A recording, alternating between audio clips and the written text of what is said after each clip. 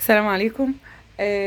طبعا انتوا عارفين ان القناة بتتكلم عن مساعدة المحتاجين على قد ما بقدر.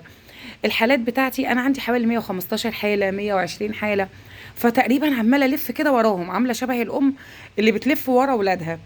والله العظيم هو ده حقيقي مع كلهم يعني. ففي واحدة من ضمن الحالات كلمتني امبارح، قالت لي اقسم بالله والله والله والله انا ما بكذب، والله انا ما بكذب، النهارده 4 حالات كلموني اقسم بالله ما في بيتهم لقمه. اقسم بالله 4 حالات كلموني، وواحده كلمتني وهي بتبكي بتبكي. حاله من ضمن الحالات قالت لي يا ريت يبقى عندي شويه دقيق وشويه سمنه اعمل قرص وابيعهم. رحت جايه قلت لها يعني انت لو جالك المشروع دوت عرفتي يعني تعرفي تديريه وتعرفي كده؟ قالت لي اه اعرف. قلت لها طيب خلاص انا هبتدي معاكي. قالت لي بجد؟ قلت لها والله.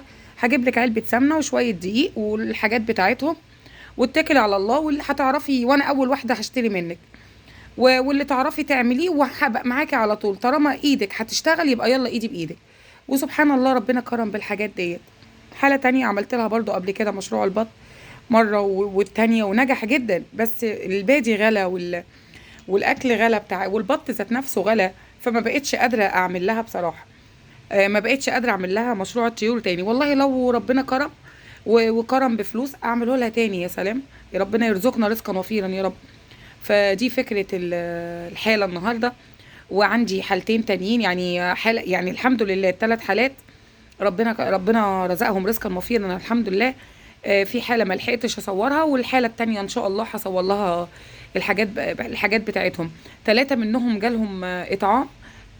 دي جالها، الست دي جالها دقيق، وحالتين تانيين جالهم اطعام لسه حالة. فالحمد لله يا رب. وصاحب التبرع جزاك الله خير الجزاء. على فكرة انتوا بتحسبوها بسيطة، لكن لو ربنا ما بسيطة ابدا، مش بسيطة خالص. الحمد لله.